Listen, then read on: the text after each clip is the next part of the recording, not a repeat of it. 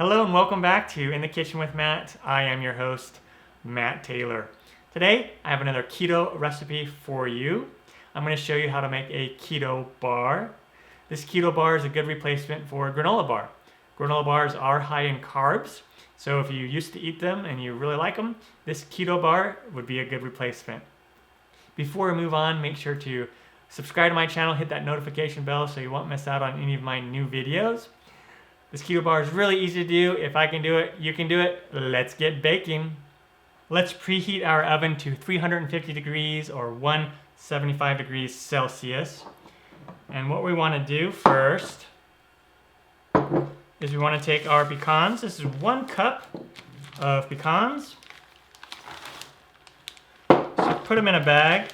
And you could chop these up with a knife if you like, or just put them in a bag and take like a meat tenderizer and give them a good smash. You can also run them through your food processor. It really just depends on how big of chunks that you want. I don't mind if there are large chunks of nuts. So totally up to you. I'm just gonna put them back here in this bowl for now. All right, so in a large bowl, let's add in those pecans. Let's add in 1 cup of thin sliced almonds, 1 cup of coconut flakes. Let's just kind of loosely mix these together. Set that aside. And now we take a medium-sized bowl, add in 1 large egg, and then we have 3 tablespoons of a stevia mix. This has a little bit of granulated sugar in it, but of course, if you're on a sugar-free diet, you can leave out the sugar. This will also add a little extra carbs, so you can leave out the sugar and just use 3 tablespoons of stevia. Mix this together. All right, I'm gonna set that aside. Next, I have 2 tablespoons of peanut butter. This is sugar-free peanut butter, or you could use almond butter. And then I have 1 tablespoon of coconut oil in there. And if it's too cool in your house, the coconut oil is going to be solid. So I'm going to put this in the microwave for about 20 seconds so it melts together. And now I'm going to go ahead with a fork and just mix those together a little bit. And to our egg sugar mixture, let's add this. Make sure this is not hot. We don't want it to cook the eggs at all.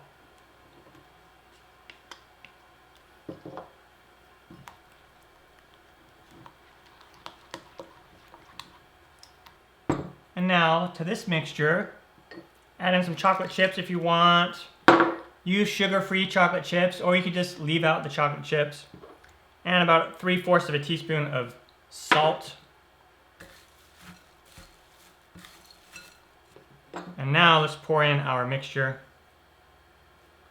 Peanut butter, coconut, oil, and egg. And then we want to just coat everything in the mixture. And that acts as some flavor as well as the binder. All right, and now the mixture is ready to go.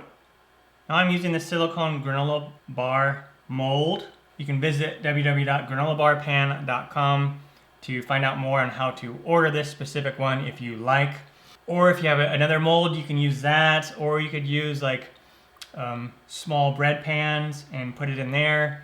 Or you could use like a brownie pan and put it in there and just cut them up after that if you like.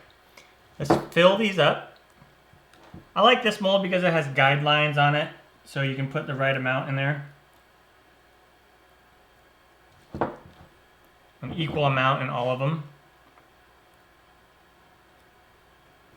And then you want to use like the back of a spoon or your silicone spatula and just kind of press them down a little bit and compact them in the mold or whatever you are using. You can also use like a muffin pan with paper cups if you wanted to and make that shape. And now we bake this in the oven for 18 to 20 minutes until the tops are golden brown. And when they come out of the oven, they'll look something like this. Now we're going to go ahead and just let them cool in their pan completely, or if you're using like a 13 by 9 pan or 9 by 9 pan, just let it cool completely in the pan before you remove them.